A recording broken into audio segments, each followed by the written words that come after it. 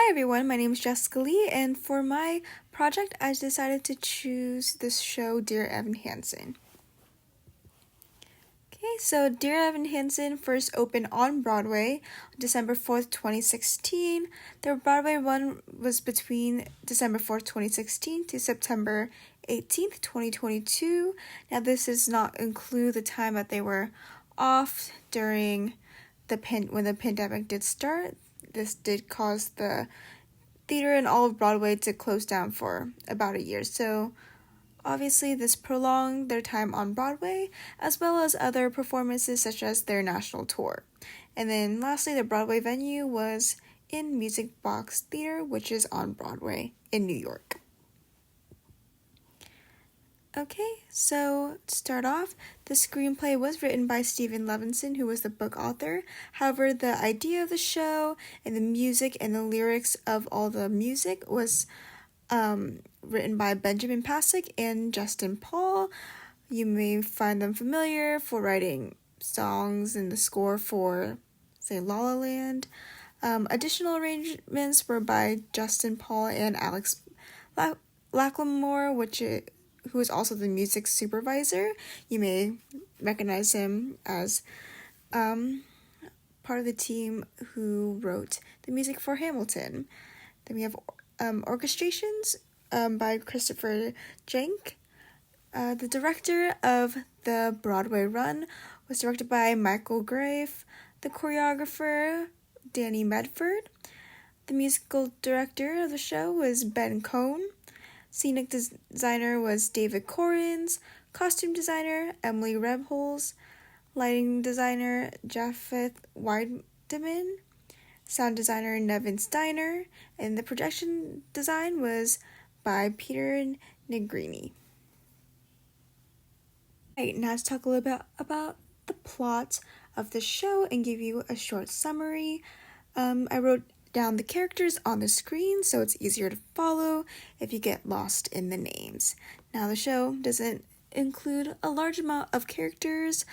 This is the majority of the characters, almost basically all of the characters that are in the show, but you can get confused, so follow along and use the list as a checkpoint. Okay, to start off, the story follows the emotional and thrown out of proportion events that a young boy, Evan, must face as he tries to keep in a lie he never meant to make. Evan, who is a socially anxious and isolated teenager, lives with his overworked single mother and is forced to take therapy sessions where he is told to write letters to himself as an exercise. This brings to the next scene of event in the show, where there's a mishap in the library, which causes one of his written letters to fall in the hands of another isolated student in Evan's school, Connor Murphy, who teases Evan and ultimately ends up signing his blank cast as a mocking gesture. I'll get into the reason why Evan has a blank cast a little later on. This turns into a tragic turn of events as Connor Murphy is found taking his own life, and through a misunderstanding, everyone mistakes Evan as being a close friend of Connor's due to their last encounter, which includes the signed cast and the letters which people believe Connor wrote to Evan instead of Evan writing to himself. Because of this, Evan is now faced between his wants for acceptance, worthiness, and telling the truth, to which he ultimately chooses to fabricate a story about their friendship. This lie is thrown completely out of proportion as people start to see Evan as a symbol of hope to those who feel isolated and invisible. His lies go deeper as he continues to grow relationships with Connor's parents, a romantic relationship with his sister Zoe, and overall makes many people believe in his story and his grief for his lost friend. In the end, the truth unravels and the consequences occur Evan realizes the importance of honesty and starts to understand his own mental illness as he seeks forgiveness from others. To give a little more insight on his mental illness, the reason why Evan even has a cast in the first place is because he too was contemplating committing suicide as he fell from a tree, or he was in a tree and he let go, which is part of many songs and themes throughout the play. Alright, now I'm going to start with talking about interpretive criticism of the show. So, I'm going to start off with naming the themes. We have bullying, loneliness, anxiety, and mental health issues, suicide, the importance of authenticity, and compassion and empathy. Now, Dear Evan Hansen is a highly regarded Broadway musical. It has achieved much significance over its cultural relevance. This is due to its compelling portrayal of contemporary themes and its ability to resonate with a wide range of audiences because of this. The show stands out amongst other Broadway productions because it's able to tackle issues such as social anxiety, teen suicide, and the impact of social media on personal identity. One aspect that contributes to this ability of portraying cultural relevance is through the exploration of mental health struggles, particularly social anxiety and depression, which we see in Evan. Now, this is a very relevant idea in today's society. The show depicts the internal turmoil and isolation that is seen in Evan, a teenager, and it sheds light on people who battle this type of mental health illness, and of course, again, highlights teenage struggles in this as well, especially pertaining to high school. Furthermore, the show addresses the sensitive subject of course, teen suicide, but it makes sure to talk about this idea with much care and empathy. It goes more in deep with the repercussions of suicide, and it's on the victim's family, friends, and of course the wider community, and it emphasizes the importance of compassion, understanding, and support in such circumstances. In the show's ability to address such topic, the show is able to spark conversation about mental health issues and suicide prevention across not only the theater community, but all over society as well. I remember when I first watched the show, or when the show first came out in general, so many people talked about or raved about how wonderfully it put the idea of mental health illness, but also suicide awareness to such a large community. Another important aspect to note of Dear Evan Hansen is, of course, the impact of social media and how it can affect social identity, but also human connections. Musical highlights the desire for acceptance and validation in such a primarily technological world, and how this can, of course, create false narratives and blurring lines between reality and fiction. It doesn't talk about this as much, but it is an underlying theme.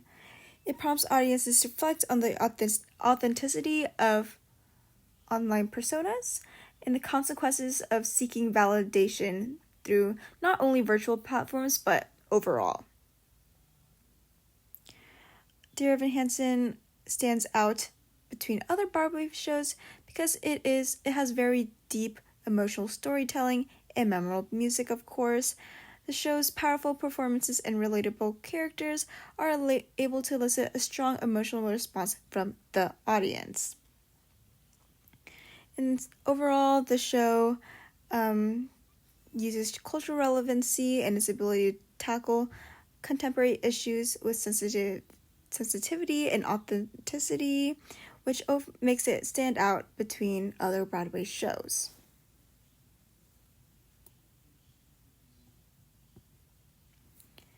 Right here is a quote from Dr. Drama, which is a website that compares theater with psychology, and it says that there's nothing edgy about this musical like the fandom that Rent inspired in the mid-1990s, nor is there anything utterly genre-shifting, but Dear Evan Hansen captures a sense of disease that is prevalent, especially among today's adolescents and young adults, a forgotten corner of the youth culture that is neither hip or cool, but anxious and afraid.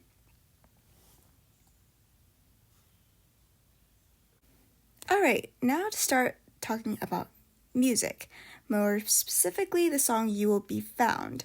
This song is found in the beginning, towards the end of Act 1, in the scene where Evan's letter goes viral and he becomes an inspiration for others through the internet.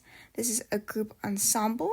The song starts with a solo by Evan, however, where he speaks about feeling alone. During this part of the song, the tempo is much slower in order to evoke the feeling of sadness and insecurity that Evan is feeling at the moment. But as he starts speaking about standing up for himself and his confidence grows, the tempo starts getting more fast-paced, and the tone of the song gets brighter. As the song progresses even more, the ensemble starts to come in along with Evan's solo. They create harmonies in an uplifting chorus, and at the end, it crescendos to a beautiful group sound that is meant to spark much emotion within the audience because it's so big and all the characters are singing from their hearts. More specifically, they're all singing to themselves and the rest of the community. The song is meant to be an anthem of connection within the characters. Therefore, the message of hope, unity, and power of connection against adversity is a strong theme in the song. The song does include dialogue more towards the end, which are specifically supposed to be comments made on Evan's letter.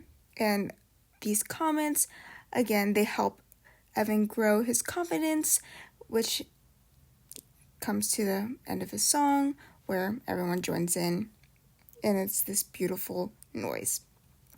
The next slide is going to be a clip of the song as it was performed during the Macy's Thanksgiving Day Parade. This is not the original cast, but it is still a beautiful rendition of this number. Have you ever felt like nobody was there? Have you ever felt forgotten in the middle of nowhere? Have you ever felt like you could disappear? Like you could fall and no one would hear?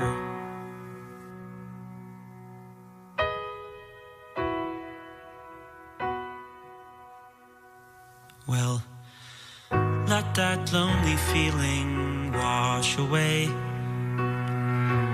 Maybe there's a reason to believe you'll be okay. 'Cause when you don't feel strong enough to stand, you can reach out your hand. And know someone will come running, and I know they'll take you home. Even when the dark comes crashing through, when you need a friend to carry you, and when you're broken on the ground, you will be found.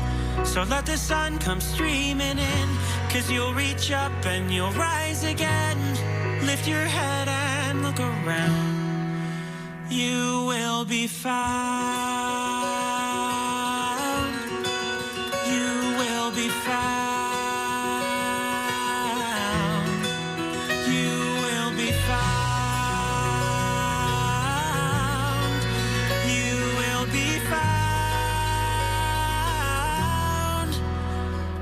will be found. Have you seen this? Someone put a video of your speech online. My speech? People started sharing it, I guess, and now, Connor is Your everywhere. speech is everywhere. This morning, the Connor Project page, it only had 56 people following it. How many does it have now? 4,582. 16,239. I don't understand. What happened? You did. There's a place where we don't have to feel unknown. Oh my God. Everybody needs to see this. And every time that you call out, you're a little less alone. Can't stop watching this video. 17 years If old. you only say the word. Take 5 minutes. This will make your day. From across the silence, your voice is heard. Share it with the people you love. Repost. The world needs to hear this. A beautiful tribute. Favorite, I know someone who really needed to hear this today. So thank you, Evan Hansen, for doing what you're doing. I never met you, Connor, but coming on here, reading everyone's posts, it's so easy to feel alone, but Evan is exactly right. We're not alone. We're not alone. None of us. None of us are alone. Especially now, with everything you hear in the news. Repost. Thank you, Evan Hansen, for giving us a space to remember Connor. To be together. To find each other. Sending prayers from Michigan, Vermont, Tampa, Sacramento. Thank you, Evan Hansen. Repost. Thank you. Video is everything.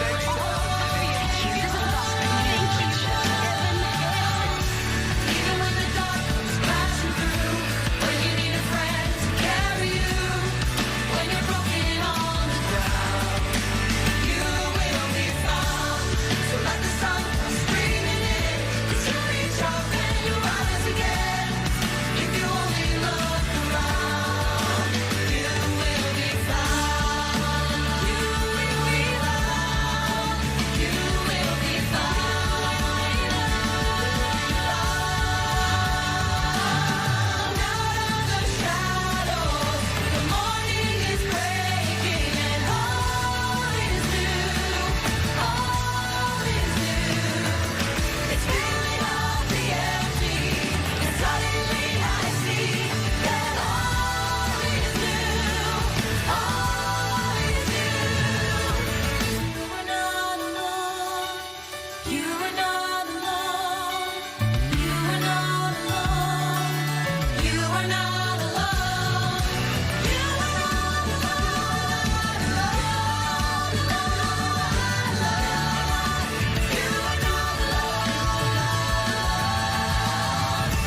Even when the dark comes crashing through, when you need someone to carry you, when you're broken on the ground, you will be found. So let the sun come screaming, as you reach up and you rise again. If you only look around, you will be found. Even when the dark comes crashing through, you will be found. When you need someone to carry you, you will be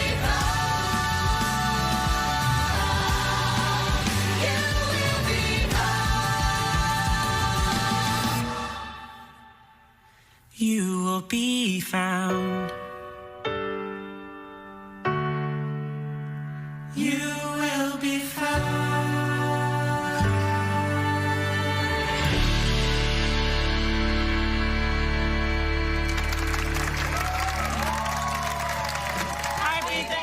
All right, now we can talk a little bit more on stagecraft.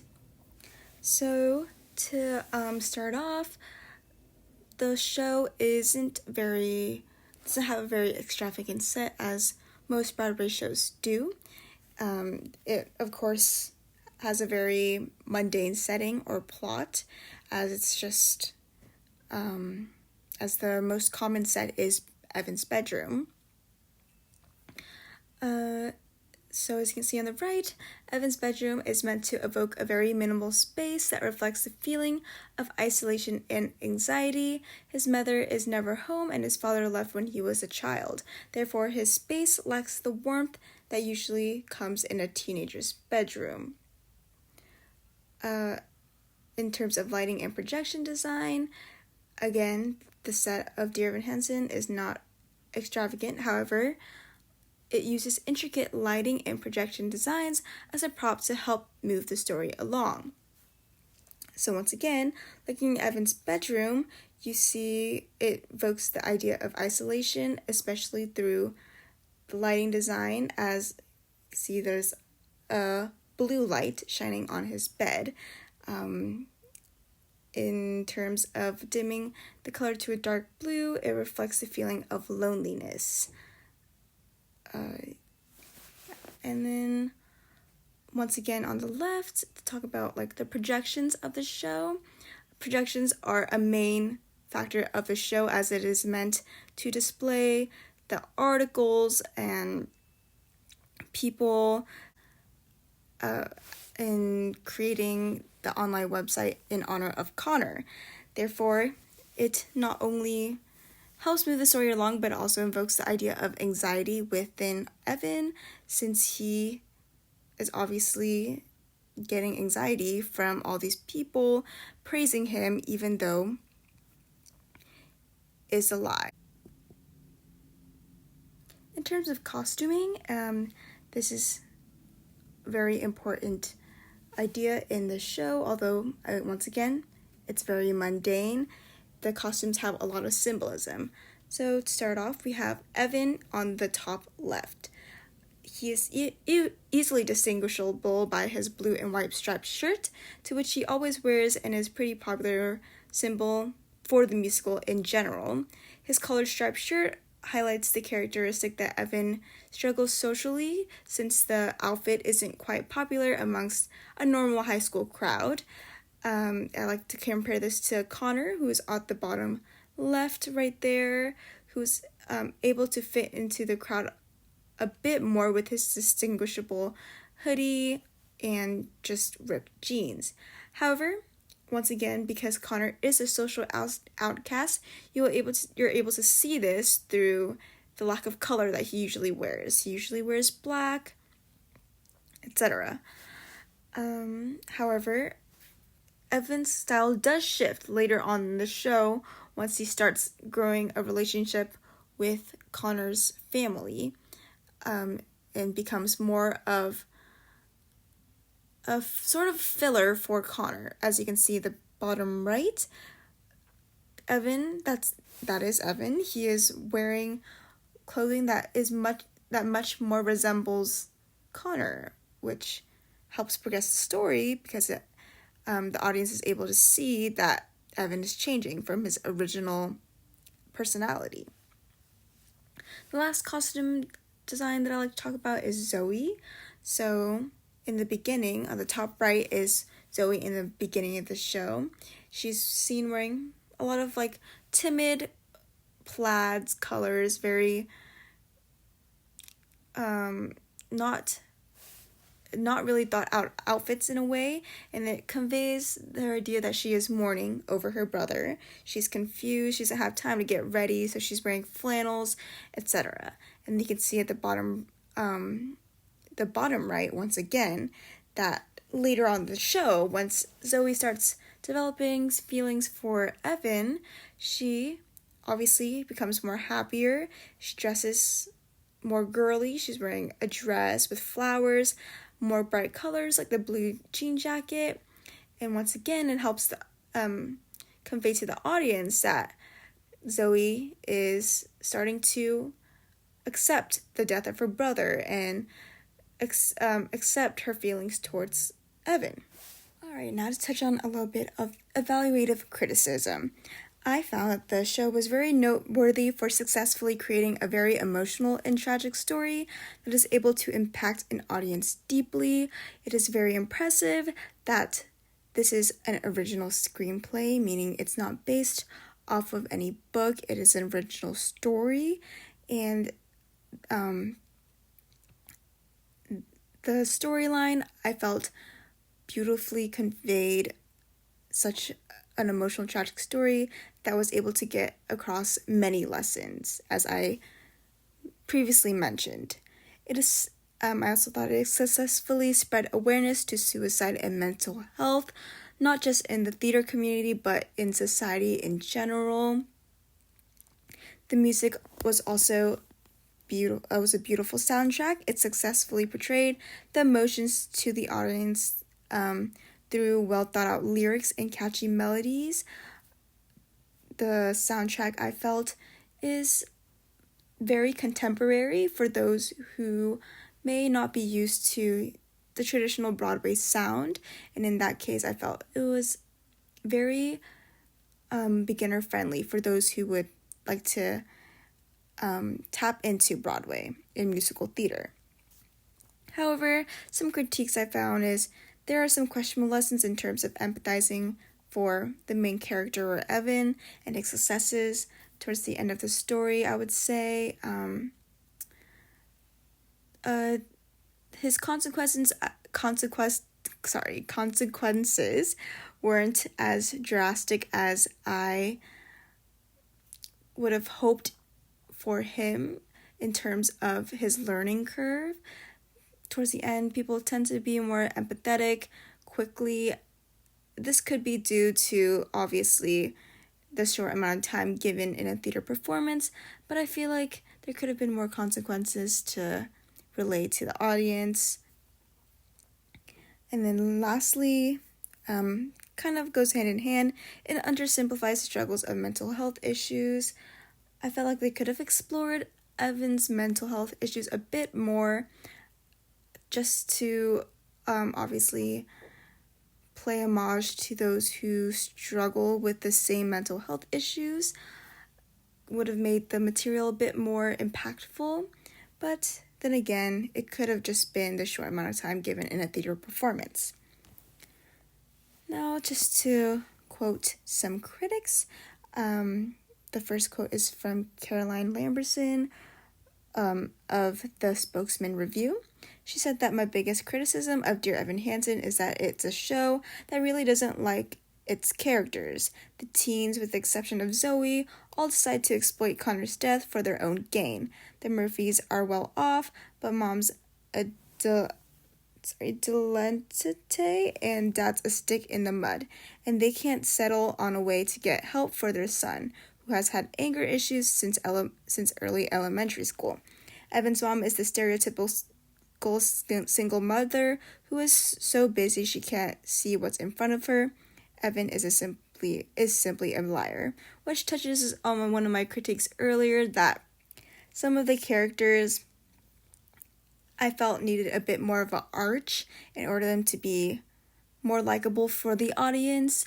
There were some questionable moments where you're kind of questioning who's the antagonist and who is the protagonist really in the story, which I felt like they could have elaborated a little bit more to make this confusion go away. The next critic is J. Peter Bergman from the Berkshire Edge, and he said that Dear Evan Hansen is a show you won't forget. Its characters and themes will haunt you just a bit at odd moments. People you meet will cause you to think about these characters as portrayed in this production. You may wake up suddenly from a sound sleep and find yourself remembering kids you knew, kids you heard about, and kids you may have raised, and you'll wonder what became of them. Themes of honor will constrict your heart and brain occasionally as a moment from this show passes before your eyes. Impossible friendships will enter your life occasionally, and you'll think about Connor Murphy and his suicide. That is the strength of this show and the people who play its characters. Sounds you hear in your corporate headquarters of your grandchild's bedroom will bring up images of the pre-show projections and sound effects. A good show can have such an effect on our brains, and this show is that good. This quote is amazingly points out how impactful this show is to so many people. It touches on so many themes, as I said, and it does so generally beautifully through the music, through projections, through the acting. When I first watched the show, I thought the acting was absolutely amazing. The actors really conveyed the emotions of each of the characters, which is such an important aspect of this show in order for it to have any impact on its audience. And as he said, such a good show can have such an effect on our brains that this show is that good, which I completely agree with. In conclusion, the show is captivating and a well thought out show with a beautiful soundtrack and storyline. Through so many elements, they are able to make such a long-lasting impact on any audience member and teaches valuable lessons on compassion, understanding, and honesty. Dear Evan Hansen is the perfect story to point out that none of us are alone when we face any struggles. And thank you for listening to my presentation.